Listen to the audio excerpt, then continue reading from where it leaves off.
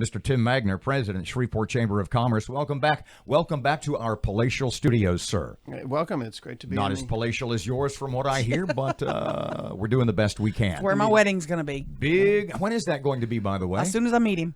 Have we, how many times have we done that, Yeah, Joe? exactly. Who was the last guy? Do you remember? That was with Cole Vosberg. Yes, very good. Yeah. So, a meeting with the mayor, a confab, a get-together. Spill the beans. What can you tell us? No, it was a good conversation. Again, the position that we've taken is that the bond issue is really important for the future of our community. We want to make sure we get it right.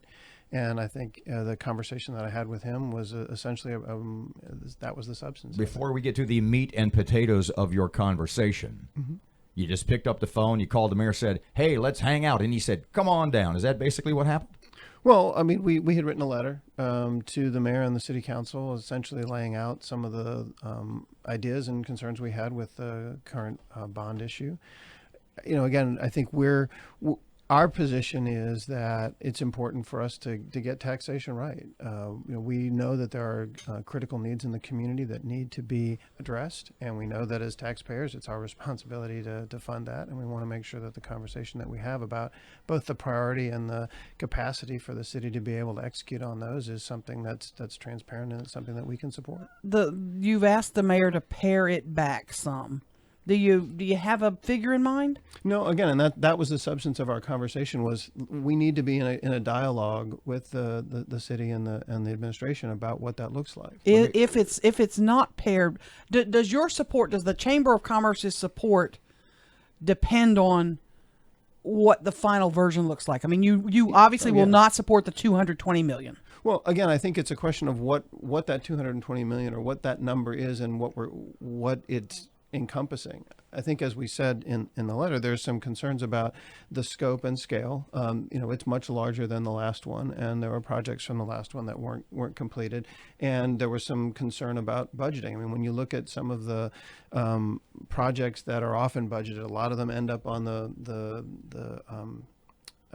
list year after year after year. And so the question is, have they been rebudgeted? Is that number, is $3 million for a fire station, is that the number? And if so, then great, let's work with that. But if fire stations are costing us, 4.5 or something, then putting 3 on there isn't going to get it done. And I think with a number of the projects, or several projects anyway, from the 2011 bond issue, we've gotten to a situation where it's more expensive than what was originally budgeted. It's a pretty lengthy wish list on that $220 million bond issue. Yes. And what pops into my head is, and I'm going to sort of hold up the consent decree as an example. What was originally $350 million is now over $1 billion. Given the scope of some of the projects in the proposed $220 million proposal, is it illogical to ask, is the $220 million enough? Well, I think that is a question, and again, there's really sort of two aspects of this. One is, are the projects in there appropriately budgeted? And the second thing is, can they be accomplished in the time and with the dollars that are expended? And that's part of the dialogue that we want to be able to have is, what are they asking for? Is it conceivable to be able to accomplish the things with the money and time that's there? So a lesser amount, say theoretically, instead of buying the big car over 5 years, maybe we should buy a smaller car and just float it for 2. Well, or let's look at the projects that we can do in a reasonable amount of time.